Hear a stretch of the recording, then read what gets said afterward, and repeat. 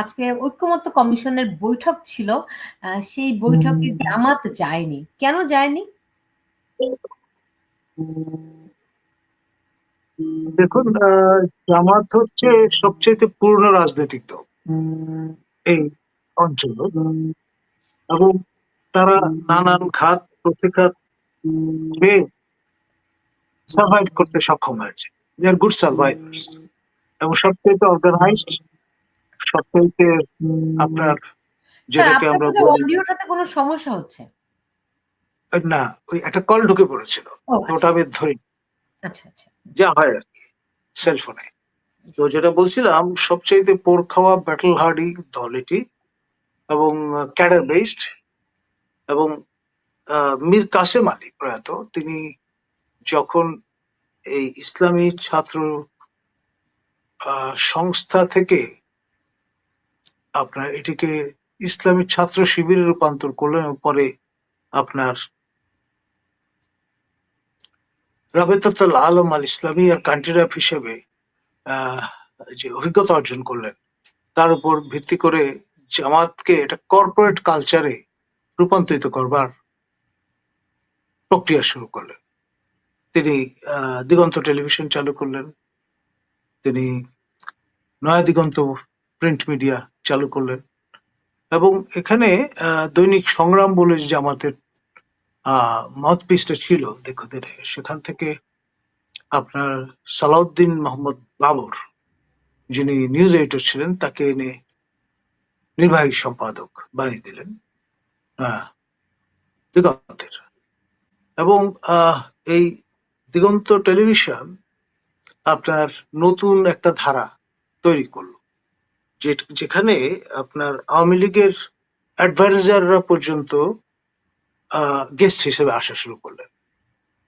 আপনার মোহাম্মদ জমির for example, আপনার যিনি বৈদেশিক বিষয়ে দেখাশোনা করতেন, তারপরে ছিলেন না, মোহাম্মদ জমির ছিলেন বিএনপির। জি না, মোহাম্মদ জমির আপনার অ্যাম্বাসাডার জমির, অ্যাম্বাসাডার জমির, ওকে। জি, ওনার ভালো নাম মোহাম্মদ জমির। ওকে, তিনি অ্যাম্বাসাডর জমির, আমি বুঝতে পেরেছি, কিন্তু আমি ভাবছিলাম যে বিএনপির নেতা মোহাম্মদ জমিরের কথা বলছেন। না, ওনার কথা বলছি না। আর আপনার বঙ্গবীর কাদের সিদ্দিকী, তিনি তো অ্যাঙ্করই হয়ে গেলেন এখানে, রীতিমতো প্রোগ্রাম করা শুরু করলেন। তো ফলে এক ধরনের অ্যাকোমোডেশনের একটা কালচার, কর্পোরেট কালচার আমরা যেটা দেখি, সেটা কিন্তু এখানে পরিদৃষ্ট হলো। এবং আমাদের প্রয়াত, ভুল হবে, দিগন্তে টিভিতে খুব কমই অন্য ঘরানার লোকেরা যেতেন। আপনি দুজনের নাম সঠিকই বলেছেন, কিন্তু তারা তো আওয়ামী লীগের সঙ্গে আর সরাসরি সম্পৃক্ত ছিলেন না। ধরেন, আমি যেটা বলতে চাচ্ছি, মুক্তিযুদ্ধ করেছেন, মুক্তিযুদ্ধের সপক্ষে অবস্থান গ্রহণকারী ব্যক্তি দুজনের নাম বললাম আমি, আরো অনেকেই গিয়েছেন। তো ফলে না, আমাদের কিন্তু বিষয়টা বুঝবার চেষ্টা করতে হবে। মানে প্রিকনসিপ্ট কোনো নোশন নিয়ে যদি আমরা আগাই বিশ্লেষণে, তাহলে কিন্তু ভুল হয়ে যাবে। জামাতের এই যে অবস্থানটা, সেটা আপনার বুঝবার জন্য তাদের নেটওয়ার্কটা, তাদের নেটওয়ার্কিংটা, সেটা কিন্তু সমগ্র উপলব্ধি করতে হবে। তো তারা কর্পোরেট কালচারে অবগাহন করায় ট্র্যাডিশনালি সংগ্রাম যেভাবে পরিচালিত হতো, দৈনিক সংগ্রাম, সেই মাইন্ডসেট থেকে, সেই ঘেটটুক থেকে তারা বেরিয়ে আসলেন বৃহত্তর অঙ্গনে, এবং আপনার বেশ কয়েকশো আপনার তরুণ আইনজীবীকে পাঠিয়ে দিলেন লন্ডনে, পার্টির খরচায়, স্পন্সরশিপে। তারা দলে দলে আপনার বারেট ল করে ফেললেন। তারাই কিন্তু এখন ম্যানিং করছেন অনেক জায়গা। এই ইউনুস রেজিম আসার পরে আপনার যে মানবতা বিরোধী অপরাধ ট্রাইব্যুনাল থেকে শুরু করে সর্বত্র কিন্তু তাদেরকে আপনি পাবেন। এবং এই যে লং টার্ম একটা পার্সপেক্টিভে তারা কাজ করবে, এর বিপরীতে আপনি খেয়াল করেন যে আওয়ামী লীগের পক্ষ থেকে যেমন আওয়ামী ফাউন্ডেশন করা হয়েছে, বাংলাদেশ ফাউন্ডেশন মোনায়েম সরকার পরিচালনা করতেন, বা আপনার আরো যে থিঙ্ক ট্যাঙ্ক গুলো আমরা দেখেছি, তারা প্রচুর রিসোর্স ব্যয় করেছেন, কিন্তু কাজের কাজ খুব একটা কিন্তু হয়নি, টু বি অনেস্ট। আপনার সাকসেসিভ ভাবে যাদেরকে আপনার মেইন স্ট্রিম দুটো পলিটিক্যাল পার্টি আওয়ামী লীগ এবং বিএনপি তথ্য গবেষণার দায়িত্ব দিয়েছেন, তারা কিন্তু আপনার ওই স্ট্রাকচারের মানুষ নয়। যেমন নসু সাহেব বিএনপির তথ্য গবেষণা সম্পাদনার দায়িত্ব পালন করেছেন। এখন তার depth of knowledge, with due respect, পড়াশুনো, তারপরে আপনার কতটুকু উচ্চতার তিনি অর্জন করতে সক্ষম হয়েছে, এই বিষয়গুলো নিয়ে আপনি নির্মোহভাবে যদি বিশ্লেষণ করতে যান তাহলে দেখবেন যে এখানে আপনার উইথ পিঞ্চ অফ সল্ট আপনাকে অগ্রসর হতে হবে। এর বিপরীতে জামাতের লোকজন ব্রিটেনে গিয়ে আপনার দাওয়াতুল ইসলাম প্রতিষ্ঠা করেছে এবং লেস্টার বলে শহরটি যেটি আছে বর্ধিষ্ণু শহর, সেখানে আপনার ইসলামিক ফাউন্ডেশন গঠন করেছে মানাজির হাসানের নেতৃত্বে, এবং সেখানে যে থিঙ্ক ট্যাঙ্ক গড়ে উঠেছে তারা বাংলাদেশের সকল বিষয় আপনার তাদের নখদর। এখন এই যে রিট্রিটে গিয়ে বিলেতের মতো জায়গায় আপ টু দা মার্ক একটা অবস্থান নিয়ে তারপর বিষয়গুলোকে বিশ্লেষণ করা, তাদের দৃষ্টিকোণ থেকে তাদের যে প্যাকেজটা কিভাবে আনফোল্ড করবেন সে বিষয়ে আপনার তারা কিন্তু নিরন্তর লেগেছিলেন। এর বিপরীতে উল্টো ঘরানার যারা লিবারাল রাজনীতি করেন, বিএনপি বলেন, আওয়ামী লীগ বলেন, তারা কিন্তু আপনার এক ধরনের লিপ সার্ভিসে ব্যস্ত হয়ে গিয়েছিলেন। They didn't mean business in real sense of the term. তার ফলে যে হায়াটাসটা তৈরি হয়েছে সেটার ইম্প্যাক্টটা আমরা এখন দেখতে পাচ্ছি। এখন আপনার এখানে আপনার মিস্টার চৌধুরী যিনি প্রথম উদ্যোগ নিয়েছিলেন থিঙ্ক ট্যাঙ্ক গঠনের আপনার আওয়ামী লীগের, বা অ্যাম্বাসেডর ওয়ালিউর রহমান যিনি বিলিয়ার পরিচালক ছিলেন, তিনি কিন্তু এখানে যথেষ্ট সাপোর্টিভ রোল প্লে করেছেন। প্রয়াত তিনি এখন পৃথিবীতে নেই। বা হেরিটেজ ফাউন্ডেশন গঠন করেছিলেন। তারা একটা নির্দিষ্ট অ্যাম্বাসেডর সংখ্যক, ওয়ালিউর রহমান তারা তো আওয়ামী লীগ পন্থী ছিলেন না। না, তিনি আওয়ামী লীগের পক্ষ থেকে নমিনেশন চেয়েছিলেন, পাননি। এখন আওয়ামী লীগের ওয়ালিউর রহমান আদর্শে উনি তো যখন অ্যাম্বাসেডর ছিলেন তখনও তো তিনি আওয়ামী লীগ পন্থী ছিলেন না। পরবর্তীতে যখন তিনি সার্ভিস শেষ করে ফিরলেন তখন কিন্তু রিলিজিয়াসলি আওয়ামী লীগ ঘরানার জন্য যে সার্ভিসটা তিনি দিয়েছেন সেটা অপরিসীম, রীতিমতো অতীব মূল্যবান। কবে আমি তো আমি তো মনে করতে পারছি না। আপনার বিলিয়া মানে আওয়ামী লীগের কর্ণধার বঙ্গবন্ধু শেখ মুজিবুর রহমানের নেতা, তিনি যাকে নেতা সম্বোধন করতেন, আমার নেতা হোসেন শহীদ সরওয়ার্দী, ও সেই আপনি যদি সেই সেটাই বলেন তাহলে ৭১-এ তো সবাই আওয়ামী লীগ ছিল। আওয়ামী লীগের বাইরে তো অন্য কোনো দল ছিল দেখুন না। হোসেন শহীদ সরওয়ার্দীর যে বাড়িটা ঢাকায়, সেই বাড়িটা ধানমন্ডির ৭ নম্বর রোডে অবস্থিত। সেই জায়গাটা আপনার সরওয়ার্দী মহোদয়ের পুত্র শাহেদ সোহরাওয়ার্দী, যিনি পাকিস্তান অপ্ট করলেন নাগরিকত্ব নেওয়ার জন্য, তিনি ভাবলেন যে এটা বিক্রি করে টাকাটা লিকুইড করে নিয়ে চলে যাবেন পাকিস্তানে। সেই সময় সেই জায়গায় নজর দিলেন ওয়ালিউর রহমান। তিনি সবাইকে একত্রিত করে মার্কিন তেল কোম্পানির টাকায় এই প্রপার্টিটা শাহেদ সোহরাওয়ার্দীর কাছ থেকে সিকিউর করলেন, করে একটা বাই পার্টিসান থিঙ্ক ট্যাঙ্ক প্রতিষ্ঠা করলেন, BILIA, Bangladesh institute of international, Bangladesh institute of law and international affairs, এবং থ্রাইভিং। এখানে চমৎকার লাইব্রেরি গড়ে উঠলো, জার্নাল একাধিক প্রকাশিত হওয়া শুরু করলো, এবং সাকসেসিভ ডিরেক্টর যারা আসলেন তারা কিন্তু এটাকে রিয়েল বাই পার্টিসান একটা থিঙ্ক ট্যাঙ্ক হিসেবে দাঁড় করালেন। আপনার আওয়ামী লীগ, বিএনপির টপব্রাস তারা কিন্তু এখানে নিয়মিত আসতেন, এবং এই বিলিয়া এবং ওয়ালিউর রহমান গুরুত্বপূর্ণ ভূমিকা পালন করেছিলেন আপনার ৯১-এর নির্বাচনে, যখন আপনার আওয়ামী লীগ পরাজিত হলো এবং বিএনপি সরকার গঠন করলো।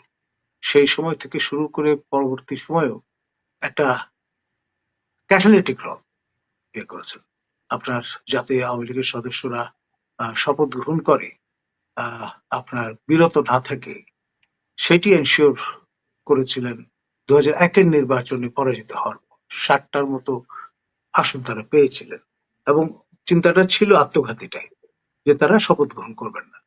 তখন প্রয়াত আপনার অধ্যাপক আলী আশরাফ, যিনি ডেপুটি স্পিকার এবং পরবর্তীতে অ্যাক্টিং স্পিকারের দায়িত্ব পালন করেন, তাকে বিলিয়ে নিয়ে আসা হয়েছিল এবং অ্যাম্বাসাডার ওয়ালির রহমান তার যে কারিশমা সেইটি ব্যবহার করে তাকে কনভিন্স করে আমাদের তৎকালীন বিরোধী দলের নেত্রী শেখ হাসিনাকে আপনার কনভিন্স করে শপথ গ্রহণের ব্যবস্থাটি করেছিলেন। এবং সেই লক্ষ্যে স্বয়ং সাবেক মার্কিন রাষ্ট্রপতি জিমি কার্টারকে ভূমিকা পালন করতে হয়েছে। আটলান্টা থেকে তিনি শেখ হাসিনাকে ফোন করেছিলেন, তিনি রীতিমতো খিল দিয়ে এমন ইনকমিউনিকেট হয়ে গিয়েছিলেন দরজায়, এবং সেই জায়গাটায় বরফ গলানোর ভূমিকাটি পালন করেছিলেন অ্যাম্বাসাডার প্রয়াত ওয়ালিউর রহমান। তো এই যে এই ধরনের যে ক্যাটালিটিক রোল প্লে করা থিঙ্ক ট্যাঙ্ক হিসেবে, সেই ভূমিকাটি পালন করার মতো কোনো প্রতিষ্ঠান বর্তমানে অ্যাক্রস দ্য ডিভাইড নেই। কিন্তু জামাতের এই যে ইনস্টিটিউট অফ ইসলামিক থট ধরনের প্রতিষ্ঠান কিন্তু আছে, যেটি বিএনপি এবং আওয়ামী লীগের অনুপস্থিত। এই ক্রিটিক্যাল আপনার এই রিভিউগুলো কিন্তু জরুরি। এখন যেই হায়াটাসটা বা যে গ্যাপটা বা শূন্য স্থানটা, সেটা কিন্তু আপনার পরিপূরণে এগিয়ে আসছে হিজবুত তাহরিরের মতো প্রতিষ্ঠান, যারা রাষ্ট্রেই বিশ্বাস করে না, তারা রাষ্ট্রের ধ্বংস কামনা করে এবং খিলাফত প্রতিষ্ঠা করতে চায়। জামাতের চেয়ে আরেক কাঠি সরেস বলতে গেলে, এবং তরুণ সচেতন মননে কিন্তু তারা দাগ কাটতে সক্ষম হয়েছে। এই যে বিপ্লবটি সংগঠিত হলো বা আন্দোলন অভ্যুত্থান যেভাবে আপনি বর্ণনা করেন না কেন, আপনার এই জুলাই অগাস্টে, এখানে কিন্তু গুরুত্বপূর্ণ নিয়ামক ভূমিকা পালন করছে হিজবুত তাহরির, এবং প্রফেসর ইউনূস তাদেরকে ব্যবহার করেছেন। কিন্তু ঠিকই ক্ষমতায় আসার পরে তারা আবেদন করা সত্ত্বেও তাদের উপর যে ব্যানটা হাসিনা সরকার আরোপ করেছিল, সেটি কিন্তু লিফট করা হয়নি। জামাত এবং শিবিরের উপর যেই নিষেধাজ্ঞা আরোপ করা হয়েছিল একেবারে ফ্যাগ এন্ডে আপনার আওয়ামী লীগ শাসন আমলে, সেটি কিন্তু দ্রুততম সময়ের মধ্যে আপনার উঠে গেছে, এবং আপনার জামাত তার সিম্বল ফিরে পাওয়ার একটা প্রক্রিয়া করেছে। দাঁড়িপাল্লা আপনার নিবন্ধন যেটি স্থগিত হয়ে গিয়েছিল, কষ্ট হয়ে গিয়েছিল, সেটি কিন্তু তারা এনশিওর করেছে। তো ফলে তারা কিন্তু থেমে নেই, টুকটুক করে তারা রিকভার করে ফেলেছে অনেকটা। তো এইরকম একটি অবস্থায় তাদের কাছে মনে হয়েছে যে ঐকমত্যের নামে কিছু চিন্তা উপর থেকে চাপিয়ে দেওয়ার যে চেষ্টা, সেটা তারা যদি আপনার বয়কট করে, তাহলে তাদের লেজিটিমেসি আরো বাড়বে এবং তারা একটা এজ লাভ করবে, আলোচনায় আসবে। এবং এনসিপিও কিন্তু একই কায়দায় তারা কিন্তু বিরোধিতা করছে এই ঐক্যবদ্ধ কমিশনের যে জবরদস্তি চেষ্টাটা, সেটি। এবং নূর, ভিপি নূরের যে দল, তারাও কিন্তু সব দুটি বিষয় ছাড়া অন্য কোনো বিষয় একমত হয়নি। এমনকি মাহমুদুর রহমান মান্না, তিনিও কিন্তু বিভিন্ন বিষয়ে দ্বিমত করেছেন। তো ফলে আলটিমেটলি যেটি যেদিকে গড়াচ্ছে পুরো ব্যাপারটা, দেখা যাবে যে বিএনপি যদি শেষ অব্দি সকল বিষয়ে একমত না হয়, তখন কিন্তু স্বাক্ষর যুক্ত করে এটাকে কোডিফাই করবার যে ইচ্ছা, সেটি কিন্তু ফলবতী হবে না। আর আপনার জুলাই সনদ ঘোষণা যাই বলেন না কেন, এটি যদি তারা করতে সক্ষম হন, তাহলে আপনার রাষ্ট্রের খোল নিচে সবই কিন্তু পাল্টে যাওয়ার কথা। কারণ সেটা হবে আপনার বর্তমানে যে সংশোধিত শাসনতন্ত্র বা সংবিধান আছে, সেইটির রিপ্লেসমেন্ট। তো ফলে আপনার এটা একটা সাংঘর্ষিক অবস্থায় নিয়ে গেছে আপনার স্ট্যাবলিশমেন্টকে আপনার এই প্রচেষ্টার সঙ্গে। এখন আমাদের সতীর্থ professor Ali Riaz, Illinois professor, তিনি বেসিক্যালি যে ট্রায়োটা এখানে আন্তর্জাতিকভাবে লবিং এর কাজ করেছে, অ্যাম্বাসাডার মাইলাম, সাবেক মার্কিন রাষ্ট্রদূত, এবং জন ডেলেনভিস, যিনি deputy head of the mission ছিলেন, 3বার পোস্টেড ছিলেন ঢাকায়, তারা তাদের যে ফ্রিডম ফাউন্ডেশন আছে তারা কিন্তু আন্তর্জাতিকভাবে এবং নর্থ আটলান্টিক রিজিয়নে কনসিস্টেন্টলি এবং পারসিস্টেন্টলি তারা কিন্তু ক্যাম্পেইন করেছে আপনার শেখ হাসিনা সরকার বিতরণ করবার নিরিখে। এবং তাদের এই যে ফোকাসড পারসিস্টেন্ট কনসিস্টেন্ট আপনার লেগে থাকাটা সেটা কিন্তু ডিভিডেন্ড প্রদান করেছে। আর বেনিফিশিয়ারি কে হলেন? প্রফেসর ইউনূস। তিনি আস্তে ধীরে একটা ছোট্ট মাইনর অপারেশন সেরে প্যারিস থেকে আসতে দেরি করলেন এবং এই যে 5 তারিখের জায়গায় 8 তারিখে শপথ গ্রহণ করার কারণে কতগুলো অমূল্য প্রাণ ঝরে গেল এবং পরে সেটাকে ধামাচাপা দেওয়ার ব্যবস্থা করা হলো ইন্ডেমনিটি প্রদান করে। এবং খেয়াল করে দেখেন 75-এর অগাস্টের বিয়োগান্তক যে ঘটনা সেইটিকেও প্রয়াত রাষ্ট্রপতি খন্দকার মোশতাক আহমদ ইমনিটি প্রদান করেছিলেন। সেই ইন্ডেমনিটি কিন্তু আলটিমেটলি ধোপে টেকেনি। এই ইন্ডেমনিটি যে আলটিমেটলি কতদিন আপনার ধোপে টিকবে সেটা নিয়ে হইতে পিঞ্চ অফ সল্ট কথা বলা যায়। আসলে আপনার গণবিরোধী কোনো কালাকানুন চিন্তা কোডিফিকেশন সেটা কালের বিচারে কখনো উত্তীর্ণ হয় না। এটাই রিয়ালিটি, এটাই পৃথিবীর ইতিহাস তাই বলে। এখন স্যার ধরেন প্রথমে আপনাকে যে প্রশ্নটি করেছিলাম সেটার উত্তরে যা বললেন তাতে কি এমনটি যে হিজবুতি যে অংশটি তাদের সঙ্গে জামাতিদের একটা বিবাদ তৈরি হয়েছে? এটা বরাবরই ছিল, কারণ প্রকাশ্য ছিল। অফিসিয়ালি জামাত নিয়মতান্ত্রিক রাজনীতি করবার জন্য প্রতিজ্ঞাবদ্ধ, নিবন্ধন তাদের সেই রকম। কিন্তু হিজবুত নির্বাচনী ব্যবস্থায় বিশ্বাস করে না, নিবন্ধন তো দূরের কথা। আমি হিজবুতের যারা ফাউন্ডার বাংলাদেশে প্রয়াত প্রফেসর গোলাম মাওলা আমাদের সহকর্মী, তিনি একসময় আওয়ামী লীগ করতেন এবং সিন্ডিকেট মেম্বার ছিলেন, নীল দলের টিকিটে নির্বাচিত হয়েছিলেন।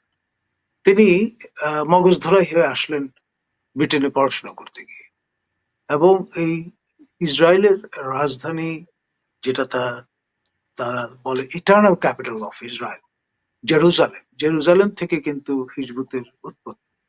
সেখান থেকে এক্সপোর্টেড হয়েছে টু দ্য ইউনাইটেড কিংডম এবং ইউনাইটেড কিংডম থেকে এক্সপোর্টেড হয়েছে টু বাংলাদেশ। এখন আইবিএ হচ্ছে আমাদের ফ্ল্যাগশিপ ইনস্টিটিউশন ঢাকা বিশ্ববিদ্যালয়। সে আইবিএ অ্যাসোসিয়েট প্রফেসর পর্যন্ত উন্নীত হয়েছিলেন মহিউদ্দিন, তিনি সেকেন্ড ইন কমান্ড ছিলেন আপনার হিজবুতের। তো এইভাবে হিজবুত আপনার ইন্টেলিজেন্সিয়া কে আকৃষ্ট করতে সক্ষম হয় এবং আপনার ইয়াং পিপল যারা প্রাইভেট ইউনিভার্সিটি গুলোতে যথেষ্ট রকমের ইনরোড তারা তৈরি করতে সক্ষম হয়। আবার এই যে নর্থ সাউথ ইউনিভার্সিটির সেটির প্রো ভাইস চ্যান্সেলর পর্যন্ত দীক্ষিত হয়ে যান এবং তারা মিলে এগুলোর কথা বলছেন, আপনি তো আপনাদের সেনাবাহিনীর দিকে তাকানো দরকার। পৃথিবীর যেসব জায়গাগুলোতে হিজবুত আমি আমি আমি আমি আসছি সেখানটায়। আপনার হোলি আর্টিজেনের যে ঘটনাটি ঘটেছিল বেসিক্যালি হিজবুতের পরিকল্পনায় এবং সেখানে নর্থ সাউথ ইউনিভার্সিটি গুরুত্বপূর্ণ পিভটাল রোল প্লে করেছে। এখন হিজবুতের স্টেটের অবজেক্টিভ হচ্ছে তারা সামরিক অভ্যুত্থানের মাধ্যমে ক্ষমতা দখল করতে চায়, সামরিক বাহিনীকে কাজে লাগিয়ে ক্ষমতায় আসতে চায়। তো সুতরাং এটি খুবই তাৎপর্যপূর্ণ বিষয় এবং এখানে এই ধরুন 2009 আমার যদি মনে পড়ে যে কু অ্যাটেম্পটা হয়েছিল যেটি নস্যাৎ করে দেওয়া হয়, আপনার আমার খেয়াল আছে খুব উচ্চ কণ্ঠে তৎকালীন মাস্টার জেনারেল মাসুদ রাজা তিনি বলেছিলেন যে অভ্যুত্থান প্রচেষ্টা নস্যাৎ করে দেওয়া হয়েছে।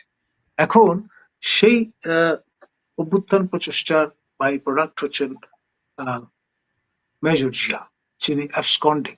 কিছুদিন পর তার ভাষ্য পাওয়া যায় এবং তিনি ভীষণ রকমের লোনলি ক্রুসেডারে পরিণত হয়েছেন। তো এই যে আপনার দৃষ্টান্তগুলো তৈরি হয়েছে সেগুলো কিন্তু খুব আপনার লিবারাল ডেমোক্রেটিক এনভায়রনমেন্টের জন্য বড় আপনার থ্রেট হিসেবে বিবেচিত হচ্ছে ইন দ্য ওয়েস্টার্ন ওয়ার্ল্ড। এখন হিজবুত যেহেতু গণতন্ত্রে বিশ্বাস করে না, হিজবুত নির্বাচন ব্যবস্থায় বিশ্বাস করে না, হিজবুত রাষ্ট্র ক্ষমতা দখল করতে চায় বন্দুকের জোরে এবং সশস্ত্র বিপ্লবের মাধ্যমে। ফলে পুরো বল গেমটাই ডিফারেন্ট। এবং মজার ব্যাপার হচ্ছে প্রফেসর ইউনূস এবং তার যে রেজিম, তারা কিন্তু হিজবুতকেও কাজে লাগিয়েছে। ক্ষমতাটাতে মসনদে বসে হুকুমতে ইউনূস শাহী চালু করেই তারা কিন্তু চুপটা উল্টে ফেলেছেন। সে কারণে আমরা দেখলাম হিজবুতের যিনি আপনার মিডিয়া কোঅর্ডিনেটর, তাকে সিটিটিসি আটক করে এই ইউনূস সরকার ক্ষমতা আসার পরে। এবং এখন পর্যন্ত টিল টু ডেট আমরা কিন্তু জানি না তার কপালে কি ঘটেছে। তিনি কি গুমের শিকার হলেন, না নব্য আপনার যে কায়দা নকশা, যেটি মিস্টার মুসোলিনিকেও লজ্জায় ফেলে দেবে, যিনি আপনার ফ্যাসিবাদের জনক ইত্যাদির সেই স্বৈর শাসক, নতুন কায়দায় এই যে ফ্যাসিবাদ বিপণনের যে চেষ্টা, সেটি নিয়ে কিন্তু হিজবুত যথেষ্ট পার্ট আউট। কিছুদিন পরপরই তারা বিবৃতি প্রদান করছে এবং দেয়াল গাত্রে তাদের পোস্টার সেটে দিচ্ছে সর্বত্র, সবার নাকের ডগায়, এবং আনএভেটেড ভাবে এটি চলছে।